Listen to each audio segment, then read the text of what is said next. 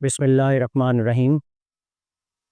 Last time ہم دیکھ رہے تھے کہ پدر شاہی معاشرہ کیسا معاشرہ ہوتا ہے، اور ہم نے اس کی تعریف پڑھی اور وہ ادارے دیکھے کہ جو ادارے یہ رول پلے کرتے ہیں کہ کسی معاشرے کو پدر شاہی معاشرہ بنانے میں۔ آج ہم یہ دیکھیں گے کہ ایک پدر شاہی معاشرے میں خواتین کے خلاف کس قسم کا تشدد ہوتا ہے۔ دیکھیں، جب کسی کے رائٹس کو آپ دبائیں گے، جب اس کے پورے رائٹس نہیں دیں گے، تو آہستہ آہستہ اس کے خلاف تشدد شروع ہوتا جائے گا، کیونکہ وہ مظلوم ہوتا جائے گا اور دوسرا طاقتور ہوتا جائے گا، معاشرے کا دوسرا طبقہ۔ تو جیسے ہی ایک طاقتور طبقہ ہوگا وہ کمزور طبقے کو دبائے گا اور اس کے رائٹس کو اس سے چھینے گا۔ تو یہ چیز جب ہم دیکھتے ہیں تو اس میں کوئی یہ نہیں ہے کہ کوئی پڑھی لکھی خواتین کا فرق ہے یا ان پڑھ خاتون کا کوئی فرق ہے، یا کسی طاقتور گھر کا فرق ہے اور کوئی کمزور گھروں میں کوئی زیادہ تشدد ہوتا ہے، اور جو پڑھے لکھے گھر ہیں یا جہاں پر آسودگی زیادہ ہے جن گھروں میں، ان میں خواتین کے خلاف تشدد نہیں ہوتا۔ یہ مت بھی غلط ہے۔ خواتین کے خلاف جو تشدد ہے وہ معاشرے کے ہر طبقے میں ہو رہا ہے، چاہے وہ کمزور طبقہ ہے فائنینشلی یا طاقتور طبقہ ہے۔ آسودہ گھروں میں بھی خواتین کے خلاف تشدد ہو رہا ہے۔ تو گھریلو تشدد اس تشدد کی پہلی قسم ہے۔ گھروں میں بھی خواتین محفوظ نہیں ہیں۔ عمومی طور پر ہم یہ سمجھتے ہیں کہ جب عورت گھر سے باہر نکلتی ہے تو وہ محفوظ نہیں ہوتی، جبکہ گھروں کے اندر بھی خواتین محفوظ نہیں ہیں۔ ان کے ساتھ جسمانی تشدد بھی گھروں کے اندر ہو رہا ہے، نفسیاتی تشدد بھی ہو رہا ہے، ایون جنسی تشدد بھی ہو رہا ہے، جو انہی کے عزیز رشتہ دار ان کے ساتھ کر رہے ہوتے ہیں۔ اچھا، اب جنسی تشدد سے مراد ہرگز اس کی ایکسٹریم صورت نہیں ہے، یعنی کسی کو گھورنا، کسی کو ہاتھ لگانا، اس کی مرضی کے خلاف اس کے زیادہ قریب جانا، یہ تمام چیزیں جنسی تشدد میں شامل ہیں۔ تو یہ گھروں میں ہو رہا ہے، مار پیٹ گھروں میں ہو رہی ہے، نفسیاتی تشدد ان کے ساتھ ہو رہا ہے، جسمانی تشدد ہو رہا ہے۔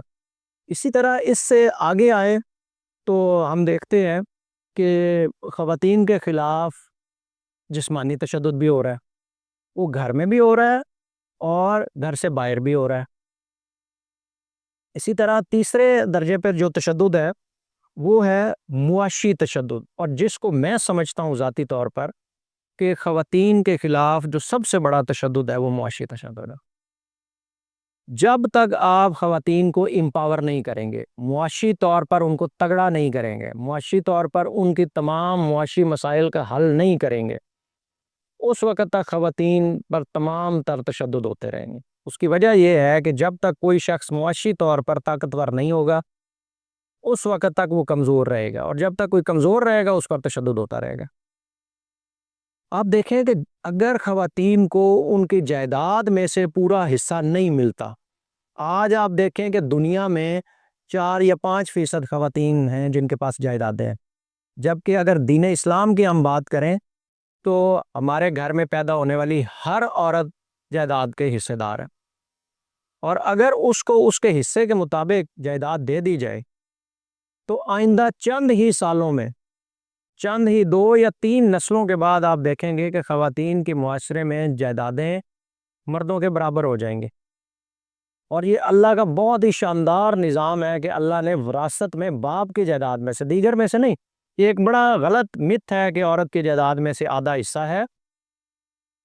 یہاں پر زیادہ تفصیل سے میں بات نہیں کر سکتا کیونکہ وقت کی کمی ہے، ادروائز میں یہاں پر ضرور کسی اور لیکچر میں ہم یہ بات ڈسکس کریں گے کہ کیا واقعہ وراثت میں عورت کا آدھا حصہ ہے، جائیداد میں عورت کا آدھا حصہ ہے۔ تو یہ بات بالکل غلط ہے۔ صرف ایک سورس ہے جو باپ سے آنے والی جائیداد ہے، اس میں عورت کا نصف حصہ اللہ نے رکھا ہے، اور اس کے پیچھے بہت بڑی لاجک ہے۔ اور اگر وہ نصف حصہ نہ ہوتا اور عورت کو پورا حصہ اس کا دے دیا جاتا تو 2 یا 4 نسلوں کے بعد مردوں کے پاس جائیدادیں مکمل طور پر ختم ہو جاتی، یہ ساری جائیدادیں عورتوں کے پاس چلی جاتی۔ اسی طرح آپ نکاح کے حوالے سے دیکھیں کہ عورت کو امپاور کیا گیا کہ نکاح میں ایجاب و قبول میں ایجاب کا جو یعنی آفر کرنے کا جو اختیار ہے وہ ہم میں سے 99% لوگ یہ سمجھتے ہیں کہ مرد کے پاس ہے، جبکہ اللہ نے وہ عورت کو دیا ہوا ہے، اور اس میں وہ اپنا حق مہر خود مقرر کر سکتی ہے، اور وہ جتنا چاہے حق مہر لے سکتی ہے، اور یہ ایک اتنی بڑی معاشی اس کے پاس سورس ہے کہ جس سے وہ تگڑی ہو سکتی ہے۔ تو جب تک ہم معاشی طور پر عورت کو طاقتور نہیں کریں گے، اس وقت تک عورت پر ظلم و ستم ہوتا رہے گا۔ اسی طرح عورت کے خلاف نفسیاتی اور ریاست کی سطح پر بھی تشدد ہے۔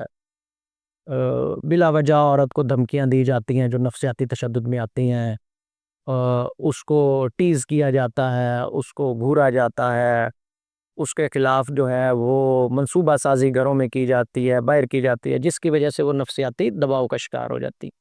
اور ریاست کی سطح پر آپ دیکھیں کہ فیصلہ سازی کے جو ادارے ہیں اس میں عورت کی شمولیت بہت کم ہے۔ اب کسی حد تک اس جانب کو توجہ دی گئی ہے کہ فیصلہ سازی کے اداروں میں بھی عورت کی شمولیت کی جا رہی ہے، جس سے آپ دیکھیں گے کہ کچھ عرصے بعد جب عورت فیصلہ کرنے کی طاقت اپنے ہاتھ میں لے گی تو وہ اس کے خلاف تشدد خود بخود آہستہ آہستہ معاشرے میں کم ہوتا جائے گا۔ تو ریاست کو بھی یہاں پر زور لگانا پڑے گا، کیونکہ ہماری آدھی آبادی جو ہے وہ عورت پر مشتمل ہے۔ تو جب تک اس کو ریاست پروٹیکٹ نہیں کرے گی، اس کے لیے قوانین سیٹل نہیں کرے گی، اس کو فیصلہ سازی کا حق نہیں دے گی، فیصلہ سازی کے اداروں میں اس کو شامل نہیں کرے گی، اس وقت تک یہ تشدد ختم نہیں ہو سکتا ہے۔ تو یہ چند ایک جو اقسام ہیں، یہ چند ایک صورتیں ہیں جو تشدد کی ہیں پدرشاہی معاشرے میں، وہ آج ہم نے ڈسکس کی ہے۔ تھینک یو ویری مچ، بہت شکریہ۔